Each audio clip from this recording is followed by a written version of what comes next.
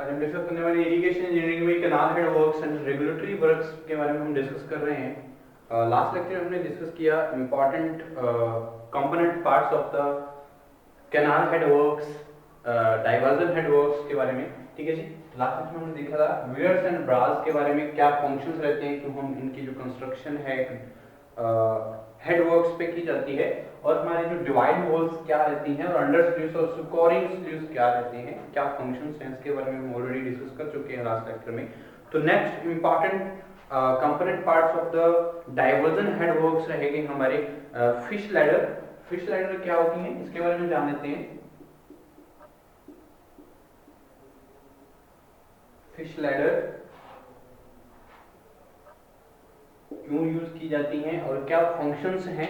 तो in order to enable the fish to ascend the headworks of the river and thus reach their spawning grounds for propagation of flow water, their migration habits in search of food।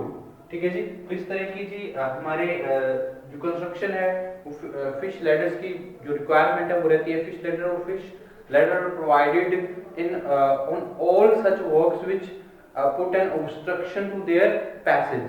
ठीक है जी, तो जो fish हैं, fish की जो हमारे obstructions हैं उनके पैसेज पे जो है उन पे वर्क करती हैं हमारी फिश लैडर्स की। उनकी जो रिक्वायरमेंट है फिश लैडर्स की जाती है ताकि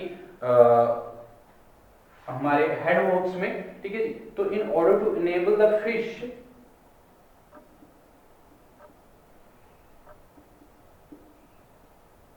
enable the fish ascend the headworks of the rivers, ascend the headworks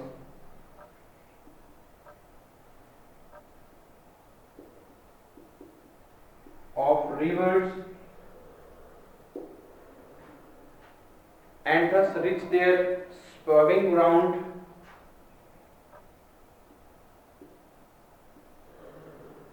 reach their spawning grounds for propagation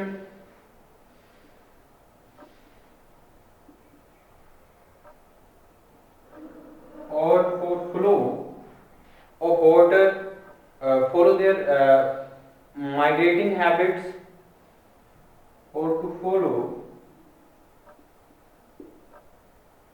their migrating habits for in search of the food, in search of food। Fish passes or fish ladders are provided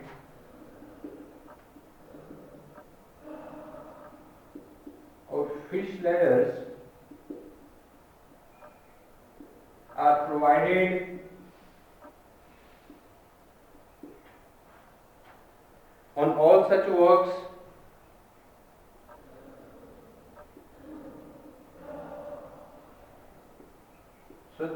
for which put an obstruction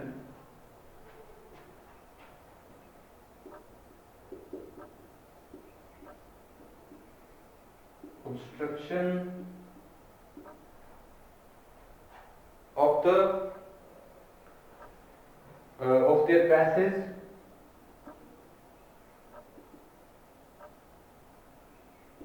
ठीक है जी। तो इस तरह की जो important components और parts of fish ladders जो है नेसेसरी रहता है ताकि हमारी जो फिश पासेस और फिश लैडर्स जो है प्रोवाइड की जाती है ताकि पूरे बहुत सारे जो वर्क्स जो हैं ताकि जो हमारे उनके पैसेज पे ऑब्स्ट्रक्शन प्रोवाइड करते हैं।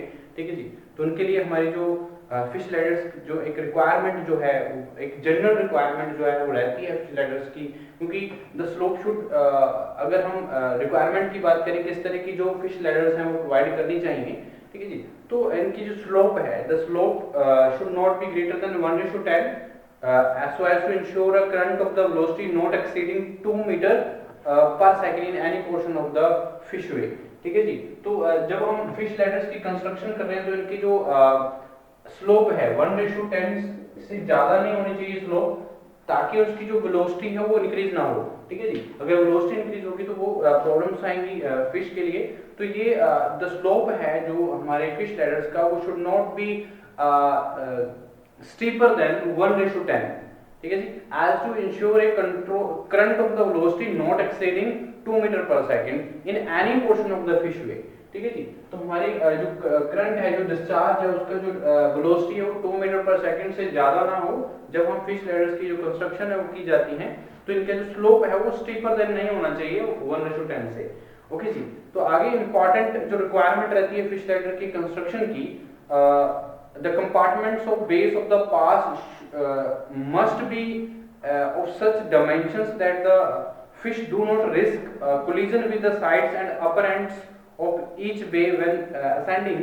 तो जब फिश पासेस करते हैं इस फिश लैडर से, जो फिश पासेस हम कंस्ट्रक्शन करते हैं, तो उसकी जो बे ऑफ पास है उस पे जो एक प्रॉपर डायमेंशंस में हमें कंस्ट्रक्शन करनी चाहिए, ताकि उन पासेस पे कोई रिस्क ऑफ कोलिजन ना हो फिश के लिए, कोई ऐसी जो साइड्स पे या अपर बे ऑफ द कंस्ट्रक्शन पे क्या ना हो, उसकी जो कोलिजन्स हैं वो ना हो, ठीक है जी। तो इस तरह से जो कंस्ट्रक्शन है फिश लैडर्स की जानी चाहिए। और plenty of light should be admitted in the fish way. तो कुछ जो लाइट्स, प्लेंटी ऑफ लाइट्स हैं वो भी कंस्ट्रक्ट करनी चाहिए, उनकी एडमिट करनी चाहिए अगर हम फिश वे कंस्ट्रक्ट कर रहे हैं। तो water supply should be ample for all times. तो वहां पे हमारी जो हर टाइम हमारी जो वाटर की अवेलेबिलिटी है वो रहनी चाहिए, ठीक है जी, जहाँ पे फिश लैडर्स हमने प्रोवाइड किए हैं। तो ये एक इम्पॉर्टेंट कंस्ट्रक्शन जो है वो इंक्लूड रहती है हमारे हेडवर्क्स में, ठीक है जी। तो ये एक इम्पॉर्टेंट कंपोनेंट पार्ट्स रहता है fish ladders of the diversion headworks, ठीक है जी। तो नेक्स्ट इम्पॉर्टेंट पार्ट के बारे में हम डिस्कस करने वाले हैं, हमारे जो कंस्ट्रक्शन की जाती है डाइवर्जन हेडवर्क्स में, क्या रहेंगे? Silt exclusion device,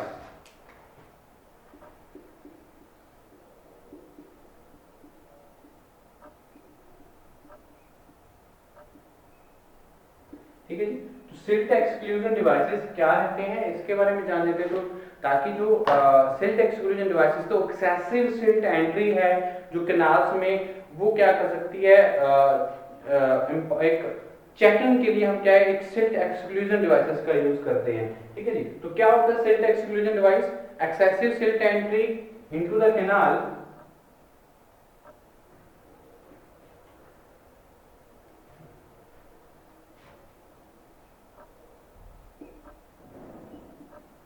silt entry into the canal should be checked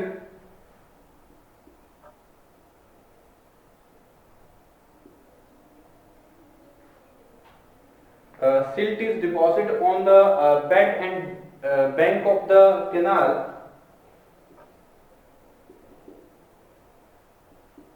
deposited on the bed and bank of the canal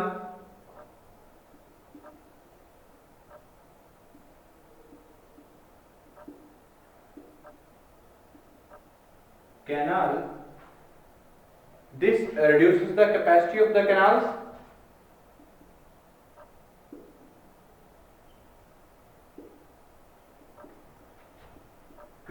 of canals. अगर सिल्ट डिपॉजिट जो है वो कैनाल्स की बैंक्स या बेड पे अगर डिपॉजिट जो क्रिएट होगा, तो उसकी वजह से क्या होगा, जो वेलोसिटी है, अगर हम कैपेसिटी की बात करें, जो कैपेसिटी है कैनाल्स की वो क्या हो जाएगी, रिड्यूस हो जाएगी। तो इसलिए हम जो एक्सेसिव सिल्ट जो डिपॉजिट क्रिएट होते हैं उनको चेक करने के लिए हम क्या कर सकते हैं, डिवाइसेस का यूज कर सकते हैं। और बहुत सारे स्टेप हैं सिल्टिंग ऑफ कैनाल्स को से प्रिवेंट करने के लिए वो हम यूज कर सकते हैं, जैसे हम सिल्ट एक्सक्लूजन डिवाइसेस के जरिए।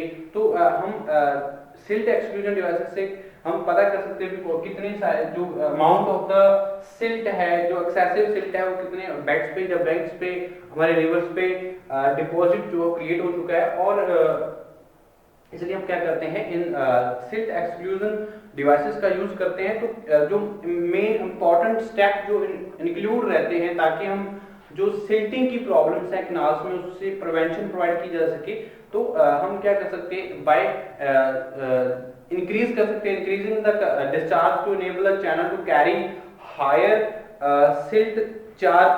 This is done at the design stage. तो एक जो डिजाइन है हमारे हेडवर्क्स की, जहाँ अगर हम बात करें हमारे जो चैनल्स की, वो एक इस प्रॉपर वे से कर सके ताकि जो डिस्चार्ज है वो क्या हायर सिल्ट चार्ज जो है वो प्रोवाइड करके हम क्या कर सकते हैं, जो डिस्चार्ज को इंक्रीज करने से हम क्या कर सकते हैं, सिल्ट की जो प्रॉब्लम्स है उसको सॉल्व किया जा सकता है। तो इंक्रीजिंग स्लोप को इंक्रीज करके किया जा सकता है। और वेलोसिटी ऑफ फ्लो जो है हमारे इन view of the increase the sediment transport capacity with the same discharge, this is also done at the design stage. तो ये भी एक डिजाइन स्टेज जब हम कंस्ट्रक्शन कर रहे हैं, डिजाइन कर रहे हैं हमारे चैनल्स की, तब हम क्या कर सकते हैं, जो वेलोसिटी है, जो स्लोप है, वो इंक्रीज किया जा सकता है। ठीक है जी। तो एक सेम लेवल पे अगर हम इंक्रीज कर रहे हैं कि सेम डिस्चार्ज पे भी हम क्या कर सकते हैं, जब हम डिजाइन कर रहे हैं हमारे चैनल्स की, उस पे हमारा जो स्लोप है वो स्टीप रखा जा सकता है, या वेलोसिटी जो है वो इंक्रीज की जा सकती है एक सेम डिस्चार्ज पे, ताकि जो इस तरह से हम क्या कर सकते हैं, कंट्रोल कर सकते हैं, सिल्टिंग की प्रॉब्लम्स को रिड्यूस कर सकते हैं कैनाल सिस्टम में। तो reducing sediment bed by various devices which aim at drawing sediment free water from the top layers and excluding heavily laden bottom layers of the water। तो बहुत सारी जो important components है वो यूज कर सकते हैं ताकि हमारे जो सेडिमेंट्स यूज कर सकते हैं। तो जो हमारे सेडिमेंट्स बेड है उसको रिड्यूस किया जा सकता है। ठीक है। तो इस जरिए से हम क्या कर सकते हैं, हमारे सिल्ट जो डिवाइसेस है उनका यूज किया जा सकता है ताकि जो सिल्टिंग की प्रॉब्लम्स है उसको जो प्रिवेंशन है वो प्रोवाइड की जा सके हमारे कैनाल सिस्टम में। ठीक है। तो आगे मैं बात करता हूँ सेडिमेंट कंट्रोल एंड जो एक्सक्लूजन रहती हैं हेडवर्क्स पे क्या रहेगा। तो next important component parts of the diversion headworks,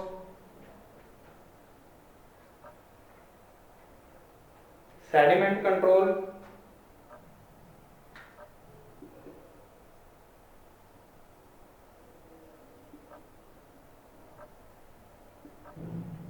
और एक्सक्लूजन एट हेडवर्क्स।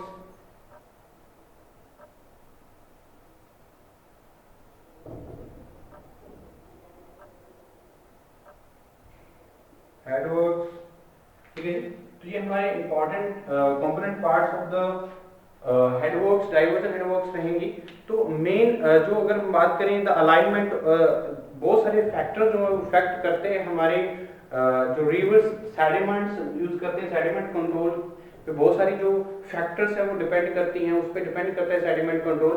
ठीक है जी। तो अलाइनमेंट अप्रोच क्या है, चैनल ऑफ द रिवर्स की जो अलाइनमेंट अप्रोच है वो क्या रहेगी, इस पे भी हमारे जो मेन चैनल से जो डिजाइन ऑफ हेड रेगुलेटर्स क्या है, ये एक इंपॉर्टेंट फैक्टर है जो जिसपे हमारे जो सेडिमेंट कंट्रोल और एक्सक्लूजन ऑफ हेडवर्क्स है वो डिपेंड करती है। ठीक है जी। और अगर हम बात करें स्कीमिंग प्लेटफॉर्म्स जब हम यूज करते हैं, जब अगर works in the river immediately above the below of the head regulators, तो हेड रेगुलेटर के अबव और बिलो जो है एक इमीडिएटली जो वर्क है वो कैरिड आउट करना चाहिए। ठीक है जी। ताकि जो सेडिमेंट कंट्रोल है वो किया जा सके। ठीक है जी। तो ये एक इम्पॉर्टेंट रिवर रेगुलेशंस जो हैं वो हमें प्रोवाइड करनी चाहिए ताकि सेडिमेंट कंट्रोल किया जा सके। ठीक है जी। तो ये इम्पॉर्टेंट पार्ट्स का अगर मैं बात करूं, next important component parts of the canal headworks या डाइवर्जन हेडवर्क्स के बारे में, तो the canal head regulators.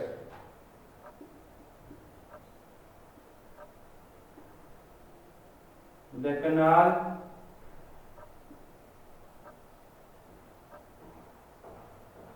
Head regulators क्या रहेंगी। ठीक है जी। तो द कैनाल हेड रेगुलेटर्स जो हम यूज करते हैं ये प्रोवाइड की जाती हैं head of the off taking canals. तो ऑफ टेकिंग कैनाल्स पे हम क्या करते हैं, कैनाल हेड रेगुलेटर्स का यूज करते हैं। तो मेन फंक्शन क्या रहता है कैनाल हेड रेगुलेटर्स का, तो it regulate the supply of water entering the canals. तो कैनाल्स की एंट्रिंग में जो वाटर की सप्लाई है, कैनाल्स में जो वाटर की सप्लाई वो किसके द्वारा की जाती है, हेड रेगुलेटर्स के द्वारा की जाती है। ठीक है जी, मेन फंक्शन रहता है। तो canal head regulators are provided at the end of the off taking canals. तो ऑफ टेकिंग कैनाल्स के एंड पे हम कंस्ट्रक्शन करते हैं कैनाल हेड रेगुलेटर की CHR की, ठीक है जी, CHR। ओके जी, इनका मेन फंक्शन क्या रहता है, क्या पर्पस के लिए हम इस की कंस्ट्रक्शन जो है की जाती है? It regulates the supply of water entering the canals और it control the entry of the silt in the canals. तो एंट्री जो सिल्ट की एंट्री है उसको भी कंट्रोल करने के लिए हेड रेगुलेटर्स का यूज किया जाता है। तो it prevent the river floods from entering the canals. तो रिवर फ्लड्स को भी कंट्रोल करने के लिए जो यूज है कैनाल इनका यूज किया, जो प्रिवेंशन जो है प्रोवाइड की जाती है बाय द हेड रेगुलेटर्स। तो ये मेन इंपॉर्टेंट फंक्शंस रहते हैं हमारे हेड रेगुलेटर्स के। और it also be used as a meter for measuring the canal discharge. तो एज अ मीटर हम यूज कर सकते हैं कैनाल हेड रेगुलेटर्स का, ताकि जो कैनाल डिस्चार्ज है उसकी जो मेजरिंग है वो की जा सके, ठीक है जी। तो ये इंपॉर्टेंट फंक्शंस रहते हैं हमारे कैनाल हेड रेगुलेटर्स के। उसके बाद मैं बात करता हूँ सिल्ट कंट्रोल डिवाइसेस की। Important next important parts of the canal head regulators क्या रहेगा? Silt control device,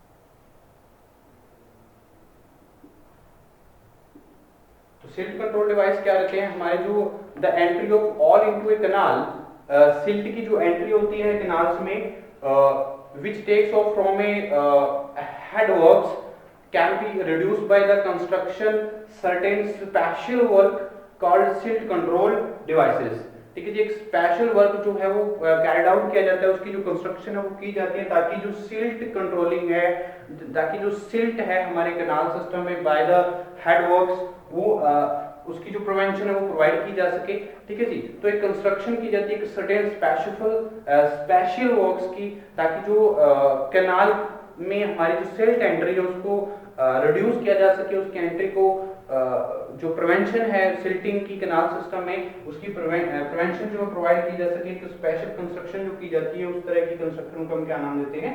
silt control devices, ठीक है जी। तो ये है इंपॉर्टेंट सिल्ट, जैसे हम बात करते हैं सिल्ट एक्सक्लूडर की, तो सिल्ट एक्सक्लूडर्स भी हम यूज करते हैं as a silt control devices, ठीक है जी। सिल्ट एक्सक्लूडर का यूज किया जाता है as a silt control device. तो silt excluder are those works which are constructed as the river bed upstream at the head regulator. तो हेड रेगुलेटर के जो हमारे रिवर बेड अपस्ट्रीम साइड है, तो रिवर बेड अपस्ट्रीम साइड पे जो construction की जाती है सिल्ट एक्सक्लूडर की, ताकि हमारी जो सिल्ट की एंट्री है कैनाल्स में उसकी रोकी जा सके और उसकी जो प्रोटेक्शन है सिल्टिंग की जो प्रॉब्लम्स है उसको सॉल्व किया जा सके इन द कैनाल, ठीक है जी। तो ये एक important components parts of the diversion headworks रहते हैं। हमने वन बाय वन डिस्कस किया है। तो हमारे सबसे पहले हमने डिस्कस किया वियर्स और बैराज क्या होती हैं, एक important parts of the canal headworks.